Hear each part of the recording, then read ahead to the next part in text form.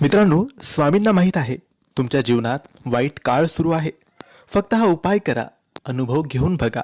मित्रांनो, आपल्याला बऱ्याच वेळेस वाटतं की आपण सेवा करतोय, देव देव करतोय, उपाय करतोय, तोडगे करतोय, जे सांगितलं जातं ते सगळं काही करतोय, तरी देव, तरी स्वामी आपल्यावर प्रसन्न का होत नाहीये?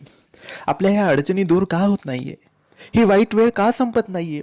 चारही बाजूंनी दुःखाने, अडचणींनी, संकटांनी घेरले आहे, ते कमी का होत नाहीये? स्वामी मदत का करत नाहीये? मग कधी कधी स्वामी भक्त स्वामी सेवेकडे हा हरतो, सेवा करणं सोडतो आणि तो स्वामींनाच दोष देतो की काही करून काही होत नाही, स्वामी काही प्रसन्न होत नाही आणि स्वामी सेवेने सुद्धा काही होत नाही. परंतु मित्रांनो, इथेच आपण चूक करतो. कारण आपल्या जीवनात जर वाईट काळ सुरू असेल, तुमच्या जीवनात जर वाईट काळ सुरू असेल, वाईट वेळ सुरू असेल, काही अडचणी असतील, काही संकट असतील, दुःख असतील, तर ते सगळं काही स्वामी महाराजांना माहीत आहे. जर तुमची सेवा खरी आहे, तुम्ही खरे आहात आणि तुम्ही स्वामींचे भक्त, स्वामींचे सेवेकरी आहात, तर स्वामींना काहीही सांगण्याची गरज नाही. वाईट काळ आहे ते सांगण्याची गरज नाही. कोणत्या अडचणी, दुःख, दरिद्री, गरिबी, संकट, समस्या स्वामींना काही सांगण्याची गरज नसते. ते सगळं काही जाणून असतात, कारण ते परब्रह्म आहेत, परमज्ञानी आहेत, विश्वेश्वर आहेत.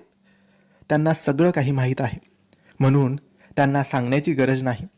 आता जेव्हा आपल्याला वाटतं की आपल्या जीवनात वाईट काळ आहे, अडचणी आहेत, समस्या, संकट आहेत, तेव्हा फक्त एक उपाय करावा. हा उपाय खूप चमत्कारी, खूप शक्तिशाली आणि आपल्या अडचणी दूर करणारा उपाय आहे. आपल्याला वाईट वेळेतून, आपल्याला वाईट काळेतून काढणारा हा उपाय आहे.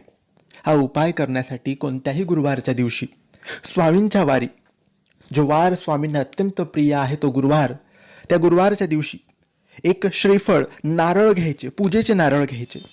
ते जसं नारळ आपण घेऊ तसंच घेऊन स्वामींच्या मठात किंवा केंद्रात जायचं आणि ते नारळ आपल्या दोन्ही हातात घेऊन स्वामींसमोर बसायचं, मुजरा करायचा, स्वामींना नमस्कार करायचा आणि प्रार्थना करायची की हे स्वामी महाराज, तुम्हाला तर सगळं माहीत आहे, माझ्या जीवनात काय सुरू आहे आणि काय नाही, कोणत्या अडचणी आहेत, कोणत्या नाही, तुम्हाला सगळं माहीत आहे.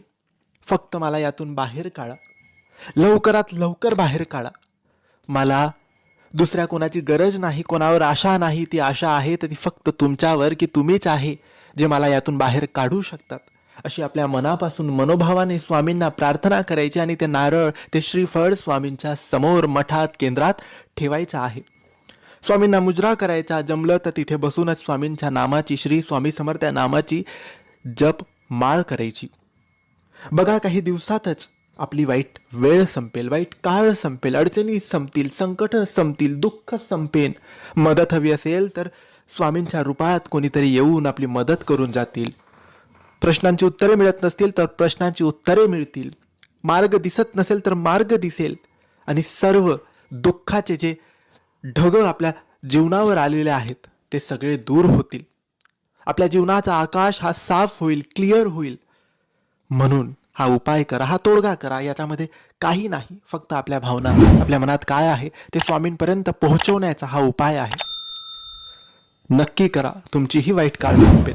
श्री स्वामी समर्थ.